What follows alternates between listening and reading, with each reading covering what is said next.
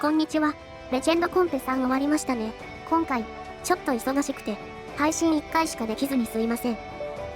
今回は、配信でお見せしたように、エメラルド昇格までは、一部ガジェット使用禁止で縛りプレイ。昇格後は、全力で挑むことにしました。よって、今回は、エメラルド前とエメラルド後のそれぞれ2試合を解説し、合間に、環境とかカスタムの話をします。早速ですが、エメラルド昇格前なのに、エメラルドとは立ってしまう事態に、この、縛り、カスタムでどこまでやれるか？縛りの内容は、3スロットのガジェット使用禁止、2スロットのガジェットは1個までです。理由としては、後ほど話すランク上位を見ればわかりますが、3スロットか、2スロットを、合計2個以上採用したカスタムが主流だったからですね。あえてそれに逆らったら、どれぐらい厳しいかを体験してみたくなりました。あとは、クイックリカバーも、今回全員についていたため、それと相性がいいものを探してみたいってのもあって定番カスタムを禁止した感じです。カスタムですが、ハンドリングマシーンリスパー第2回からリスクアップと上限130を外して上限200にしました。理由ですが、まず今回のクイックリカバーで復帰が早いとはいえ、リングが100未満では速度が下がるため、リカバーとの相性を考えて、どの攻撃を受けても100以上は保てる上限200に、リスパーの使用理由は、やはりダッシュが一番高いからで、そこにハンドリングを合わせた理由は単純に操作しやすいからです。ダッシュマシンの方が速いのは理解していますが、操作難易度で言ったらもっと上がってしまうので、こっちを選んだ感じですね。ブーストフィーバーが出てしまったので、アイテムがリセット。今回はパワー用じゃないので下がるのもありですが、正直微妙な位置なので、もう少し様子を見ましょう。割と追いつかれてますし、この流れなら、下がってドリルとかもないのかもしれませんね。スライムで、ほぼ全員がアイテムを落としたので、ドリルのような個数制限のあるアイテムが取りやすくなりました。アイテムボックスがない。遅れすぎも良くないので、ここはショートカットだけして、3周目最初のボックスでアイテムを回収します。いくら順位基準で調整するとはいえ、トップと離れすぎると、8位ぐらいでも、全然ドリルとかが出る可能性はあるので、離れすぎて何しても追いつけなくなることだけは避けたいですからね。とはいえ、ハンドリングタイプだし、上限200もあるので、まずは走りで追い上げていきましょう。終了と同時にスライムとかが出ても厄介ですからね。今使うとショートカットに入れないので、ここも使用を我慢です。こう見ると、ちょっと使うの遅かったかも。この先のカーブ自体は、レーザーの持続が途中で切れない仕様だから、ショートカットに入り口と同時ぐらいで問題なかったです。あとは、トリプルブーストで、ゴール前のインコースを抜けつつ上位に入ることを目指します。これは2位いけたかな？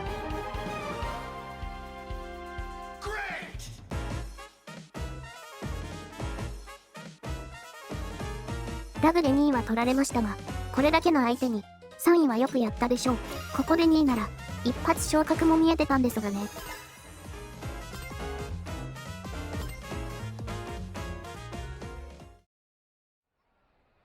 もう一戦、昇格試合です。自分が一番上とはいえ、相手も近い人がいて、上位3位以内で上がるので、結果は、見てのお楽しみということで。カスタムについてや、戦術自体は、1試合目で解説したので、映像を流しつつ、今回のコンペのルールや環境についてでも語っていこうかなと思います。今回は、1試合目でも少し触れたように、全員にクイックリカバーが適用されます。よって、アイテムの被弾が軽くなるものの、この効果は、全員、共通なため、差があまり出ることはありません。クイックリカバーをつけると無効になりましたので、これ以上の軽減も不可能です。なので、環境としては、第1回と同じく、アルティメットチャージ、スリップストリームボーナスとリングゲットダッシュが上位争いって感じでしたね。よって、環境が第1回に近いものの、大きな変更点として、マッチングの基準変更と、シルバー帯までのレートの調整がありました。特に、この変更点が大きく、どうしても、たまに格差マッチングは発生するものの、9割ぐらいは適正マッチングとなるため、理不尽に中間順位でマイナス5、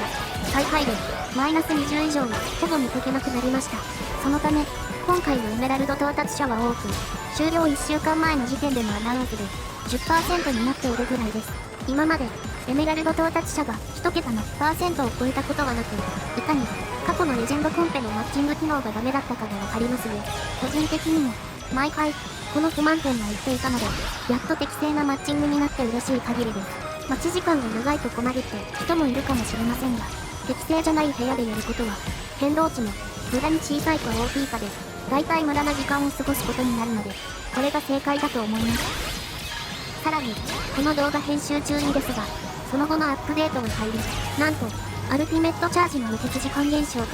次に使用率の高いアクセルキャラキットからリングスティールを削除と、それに加えて、下位から一気に上がる戦闘や、上位が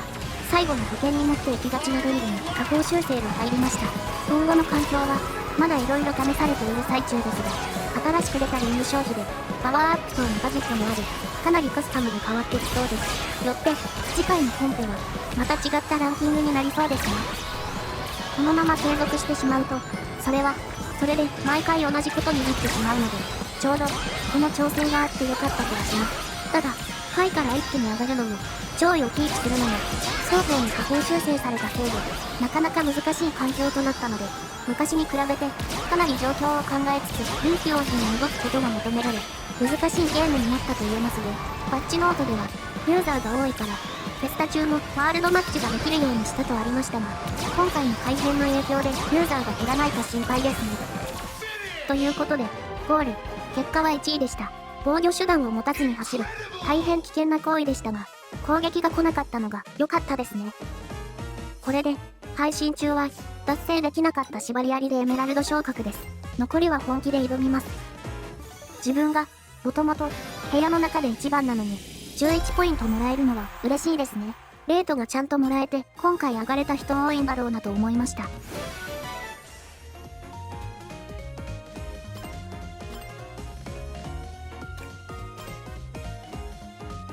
エメラルド帯開始。今回も部屋トップなので、負けた時に結構減りそうなのが怖いですね。カスタムは、トレイルランナーに、前回と同じような感じですが、ガジェットは、最新の2種であるアクセルキャラキットとウィスプダクサンキットを装備しています。アクセルキットは弱体化発表済みですが、この時は、スリップストリームボーナス、リングゲットダッシュ、リングスティールミニのガジェットで言えば4枠分、リスクキットはアイテムストックプラス、リスク出現率アップ、トラベルリング通過時アイテム入手がついています。こちらも4枠分ですね。やることは、第1回と同じく、後方からアイテムを集めて、3周目から一気に抜き去ります。アクセルキットは弱体化させましたが、リスクキットも強力なので、今後調整されないか心配ですが、実は、同コストで、抽選対象がもう少し広いだけのアイテムたくさんキットがあるので、弱体化できませんが、ドリルが弱体化したので、ある意味弱体化されてはいるのですが、戦術自体は、第1回で解説したことから何も変わってないので、もう少し、コンペについての話でも、先に最終結果ですが、サムネで前ばらしてますけど、いつもと違って動画冒頭で話してませんので、ここで、1943で288位でした。自分の実力的に300位ぐらいだとは思っていたので、妥当な結果かと、一応少し言わせてほしいのが、時間が取れてない方だったので、もう少しやると200位ぐらいは狙えたかも。まあ、100位は絶対ないので、頑張ったところで称号は狙えませんが。あとは、今回は、事前投票で追加効果が決まってたんですよね。クイックリカバー以外の候補はアイテムストックトレードと無敵ファイナルでした。個人的にはトレードが良かったし、それならもっと上に行けたかもしれないのですが、リカバーというほぼ全員に同じ恩恵が出るものも、ある意味平和だったのかもしれません。一番やめて欲しかったのは無敵ファイナルですという、アルティメットチャージが完全無敵のまま、どんどん前に行ってしまいますし、まあ、ストックトレードも同じようなものといえばそうなんですが、こっちは、下位のプレイヤーも外れ、アイテムを早めに流せる利点もありますし、前と距離があるので、ここは、アイテムを消費して引きに行きましょう。温存しても順位に期待できません。引き直しの結果、悪くはないかと、防御手段が乏しいのが気になりますが、トラックで追い上げた後にブースト、おもちゃオデリングをもらいつつ、ゲットダッシュの効果で加速すればいけるかも。最悪攻撃あっても、クイックリカバーのおかげで、すぐに速度が戻るので、この環境だと強いまであるか。キングブーブーも来たし、ここで無敵になって前に出ましょう。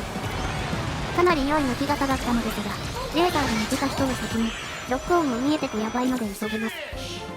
リングゲットダッシュのおかげか、順位は落とさずにいけましたね。これも、今回のコンペでアクセルキャラキットが活躍した原因の一つかと。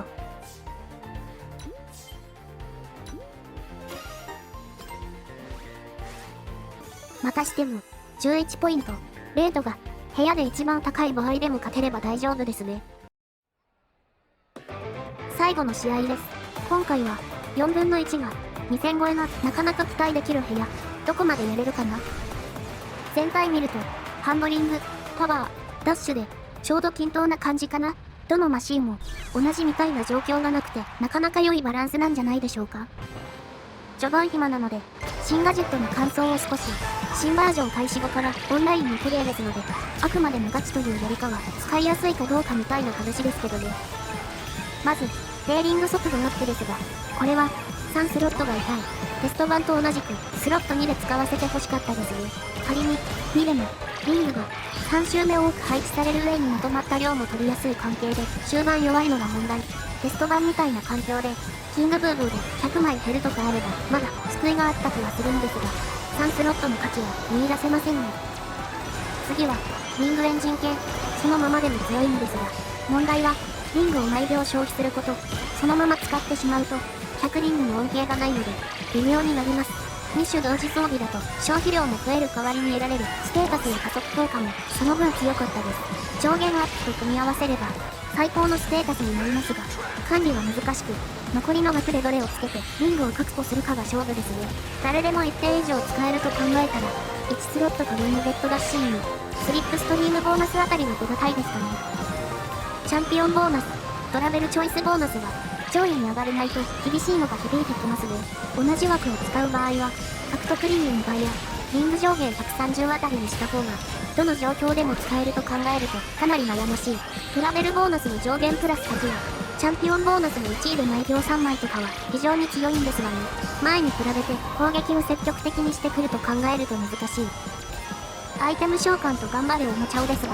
召喚はコストとスロット数が絶妙で軽く使えないのが悩ましい。おもちゃをは、一応、確率アップとはいえ、毎回着てるわけではないのを考えると、これも採用に迷ってしまいます。2スロットなのでこれもまた厄介ですね。総じて、同コストで、リスクとリターンの釣り合いが出るようになっており、雑に強い構成は、作れないようになっていて、うまくやっている気がします。今後の環境の変化が楽しみですね。試合に戻ると、とりあえず、スライムで、アイテムを強制的に使わせます。これ以上遅れると、ドリルとかを上位は持っていた場合は、そのまま逃げられてしまうので。先ほどと同じ感じではありますが、レーザーからのモンスタートラックは、普通に1位を狙えますね。ラストまで、ほぼ無敵に保証されるのが強い。ボートが終わったら、すぐに、フラッグ、右のコンティナを壊しつつ、ゴールまで行きましょう。遠いぐらいだから、持続時間は問題ないはず。ではご視聴ありがとうございました。新環境の研究や、3月中は、ソニックレーシングを合流して遊ぶとステッカーがもらえるキャンペーンもありますので、配信で少し遊ぼうと思います。よかったら配信もご覧ください。カスタムも良さそうなものができたら動画で紹介したいですね。それではまた次回の動画にてお会いしましょう。結果は2位。これだけの相手に対してよくやったと思います。